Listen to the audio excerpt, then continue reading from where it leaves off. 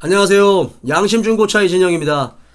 자, 오늘도 굉장히 기분 좋은 날입니다. 오늘도 제 인생에 있어서 또 굉장히 원했었던 것 중에 하나를 또 얻게 된 날이에요. 그래서 굉장히 기분 좋은 날이라 구독자님들 그리고 또 여러 유저님들의 축하를 또 받고 싶어서 이렇게 영상을 찍게 됩니다. 자, 오늘은 자동차 정비 기능사 국가기술 자격증을 취득한 날이에요. 예. 오늘 아침에 산업인력공단에서 수첩을 받아봤습니다. 여기 이렇게 자동차 정비 기능사, 그거 뭐 이렇게 자동차 정비 기능사 하나 가지고 뭘 그렇게 이렇게 호들갑을 떠냐 라고 말씀하실 수도 있어요. 맞아요. 예. 이거 뭐 누구나 다 탈 수 있습니다. 제가 앞서도 늘 말씀드렸다시피 공부를 굉장히 못했었던, 매우 공부를 못했었던, 공부에 취미가 없었던 그런 사람 중에 하나였었는데, 그래도 인생을 살면서 뭔가를 해야 되겠다라는 굳은 결심과 본인의 주관이 뚜렷하다라고 하면 또 요렇게 어떠한 분야에서는 또 발전을 할 수 있는 그런 것들이 있는 것 같아요. 이거 자격증, 자동차 정비 기능사 자격증 있다고 해서 중고차 파는데 뭐 마진 더 버는 것도 아니고 차 더 잘 팔 수 있는 것도 아니고 손님들이 그만큼 더 많이 오는 것도 아닙니다. 그리고 뭐 중고차 장사를 하기 위해서는 어떠한 자격증이 필요한 것도 아니고요. 굉장히 저보다 더 자동차의 지식도 많고 경험도 많은 분들이 굉장히 많으십니다. 이 업계 쪽에는. 근데 이제 요거는 제 개인적인 어떤 만족감 때문에 자격증을 취득하게 됐고요. 제가 20대 초반에 또 자동차 업계 쪽에 근무를 하면서 이 자격증을 취득할 수 있는 기회는 많이 있었어요. 근데 그때는 좀 공부를 워낙 못했었기 때문에 제가 쉽게 도전을 하지를 못했습니다. 뭐 내 주제에 과연 할 수 있을까? 이런 생각도 좀 많이 했었고, 그래서 도전을 못했었는데요. 유튜브를, 중고차 장사를 하게 되고, 유튜브를 하게 되면서 자동차 상식이라는 컨텐츠로 여러분들과 소통을 하면서 영상을 올리는데, 그래도 뭔가 공신력을 가지고 있는 게 낫지 않을까라는 생각을 했어요. 그리고 기존에 있었던 뭐 지식, 기존에 있었던 경험도 물론 중요하겠지만, 뭐 그래도 자격증, 자동차가 관련된 자격증이 있으면 그걸 또 보고 오시는 고객님들에게 더 나은 공신력으로 다가갈 수 있지 않을까. 제가 CS가 좀 더 부족하다 보니까 다른 부분으로, 제 성향에 맞는 다른 부분으로 조금 더 메리트를 드리고자 그런 생각을 많이 했었습니다. 그래서 필기는 비교적 쉽게 땄어요. 왜냐면 그전에도 계속 공부를 했었기 때문에 필기에 대한 이해는 굉장히 쉬웠었거든요. 사실은 필기 시험은 굉장히 쉽게 땄는데, 실기는 어떻게 유형이 되는지 제가 모르다 보니까 실기 시험은 두 번째 만에 이제 취득을 하게 된 거죠. 학원에 다녔어요. 그 대전에 현대직업 전문학교라고 변동에 있습니다. 대전 변동에. 예, 그쪽도 이제 자동차 특성화 학원이라고 해가지고 오로지 자동차 쪽만 이렇게 가르치는 그 특성화 학교? 무슨 학교라고 부르기도 하고, 이게 직업 전문 학교인데, 그 재직자 과정으로 해서 저녁 7시부터 밤 10시까지 예, 주말 빼고 그렇게 다니면서 공부를 했었죠. 자격증을 준비를 했고요. 선생님들이 굉장히 많이 도와주셨죠. 어차피 거기서 공부를 하고 거기서 시험을 보는 부분이기 때문에 조금 더 유리한 조건이었던 거는 맞기는 맞아요. 근데 예전에 자동차 정비기능사, 자동차 검사기능사, 뭐 차체수리 기능사 이렇게 있는데, 자동차 정비기능사하고 검사기능사가 합쳐졌어요. 그래서 요즘에는 몇 년 된 걸로 알고 있거든요. 요즘에는 이 공부를 해야 되고 시험 과목이 많이 추가가 됐어요. 검사가 같이 추가가 됐으니까. 그래서 조금 더 제 개인적으로는 외워야 될 것도 많고 뭐 더 이해해야 될 것도 많고 막 요런 게 있어서 좀 뭐 그랬었지만 그래도 다행히도 합격을 했습니다. 제 생각에는 제가 잘해서 똑똑해서 자격증을 딴 것 같지는 않고 선생님들 그 현대직업전문학교 대전 변동에 있는 현대직업전문학교 선생님들의 노고와 도움이 좀 있지 않았을까라는 생각을 하거든요. 제 머리로는 좀 어려웠을 것 같고 그분들의 도움으로 나지 않았을까 그런 생각을 하게 됩니다. 이게 굉장히 골 때리더라고요. 이게 자동차의 기본적인 학문이잖아요.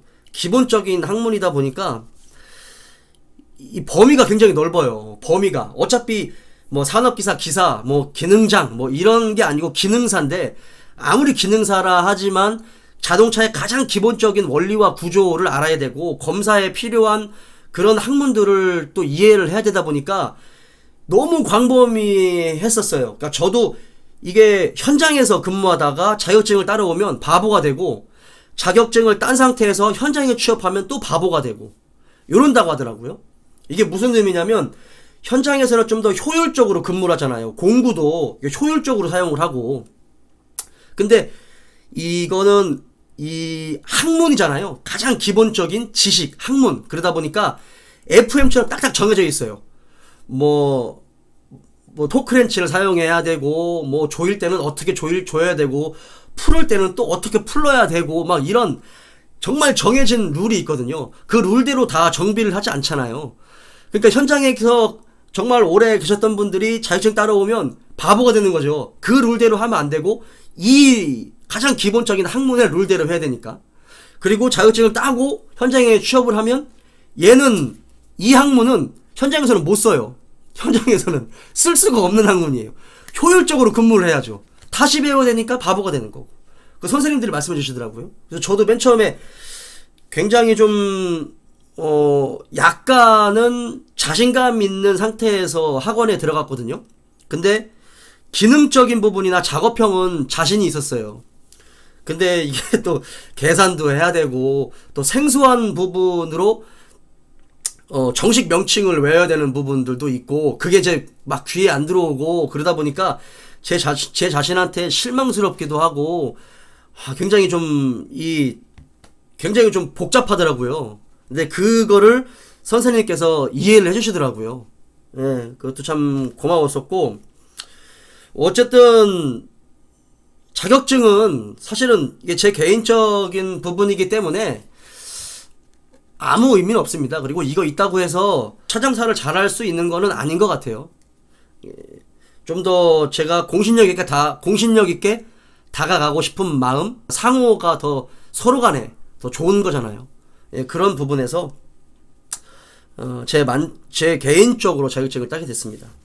그리고 요즘에는 이게 이제 하이브리드 또는 뭐 전기차 또 시대로 조금씩 변모해가는 그런 부분이기 때문에 내연기관의 지식이나 내연기관의 경험 그리고 내연기관의 어떤 기술적인 그런 부분은 이미 거의 최고조로 올라와 있어요. 내연기관에 대한 그 부분은. 그래서 기능적인 부분 뭐 뜯고 조립하는 거 이런 거는 사실상 기술이라고 하기에는 조금 어려울 수 있고 진짜 자동차의 기술은 전자 기술입니다. 사실은 뭐 아주 이게 기계적인 부분은 이게 숙달이 되면 누구나 할 수 있는 부분이에요. 누구나 다. 근데 정말 이 자동차의 어떤 안 좋은 부분을 진단을 하고 그것을 다시 정비를 하는 과정이 굉장히 그게 사실은 큰 기술인데 이거는 전기 그 다음에 전자 제어 그러니까 자동차의 회로도를 완벽하게 이해할 수 있고 그 회로도를 볼 줄 아는 사람이 사실은 진짜 기술자인 거죠. 이 기능적인 기계적인 이 뜯고 조립하는 거는 기술보다는 그냥 기능적인 숙달 뭐 요런 겁니다. 그래서 회로도가 가장 중요해요. 사실은 전기가 가장 중요합니다. 전자 앞으로 제가 더 좀 욕심을 부리는 건 자동차 정비 산업기사도 도전을 하고 싶거든요. 굳이 뭐 제 분수에 맞지 않게 산업기사까지는, 정비 산업기사까지는 조금 무리가 있을 것 같고 제 머리가 안 따라줄 것 같고요. 자동차 정비 튜닝사라고 자동차 튜닝 협회에서 나온 민간 자격증이 있습니다. 정비 기능사처럼. 근데 그거는 민간 자격증이라 이렇게 국가에서 인정하는 자격증이 아니에요. 그래서 뭐 따도 되고 안 따도 되는데, 자동차 이 정비 기능사 필기 시험이 합격이 되거나 기능사를 가지고 있는 분들은 그 시험을 볼 수 있는 자격이 주어지거든요. 튜닝사라고. 예, 그 부분도 좀 도전을 할 생각이고, 더 나아가서 저는 이제 건설기계 정비 기능사까지도 좀 도전을 하고 싶습니다. 제일 중요한 건 이제 건설기계 정비 기능사겠죠. 이게 뭐 지게차, 뭐 굴삭기, 뭐 스키로다, 페이로다, 뭐 불도저, 뭐 타워 크레인, 뭐 여러 가지 건설에 필요한 장비들, 그러니까 중장비 정비 기능사예요. 정비를 할 수 있는. 그래서 용접하고 거의 내연기관이지만 디젤 기관을 가장 많이 사용하거든요. 그리고 유압 쪽이 이렇게 추가되는 그 부분에서 자동차 정비 기능사하고 일맥상통하는 부분이 좀 더 많이 있기 때문에 제가 좀 더 쉽게 이해하고 적응할 수 있지 않을까라는 생각을 합니다. 그래서 지금 오늘부터 건설기계 정비 기능사는 도전을 할 생각이에요. 도전을 할 생각이고, 그것도 취득을 하면 지금처럼 이렇게 축하받는 영상을 좀 올리고 싶습니다. 내년 이맘때쯤 되면 취득을 하고 했지 않았을까? 라는 생각을 해요. 이게 뭐 이거 자동차 정비 기능사 가지고 이렇게 호들갑 떨지 마라 라고 말씀하시는 분들도 있을 것 같아요. 근데 저조차도 이렇게 자격증을 취득을 하고 점점 더 발전을 할 수 있다라는 그런 부분에서 굉장히 제 자신한테 또 칭찬을 해주고 싶기도 하고 많은 자신감을 얻었어요. 그래서 축하도 받고 싶기도 하고, 머리 나쁜 이진영이가 이렇게 자격증을 땄다. 뭐 승강기 보수 기능사도 가지고 있고 지게차 운전 기능사도 가지고 있는데, 그거는 뭐 그렇게 기쁘지 않았는데요.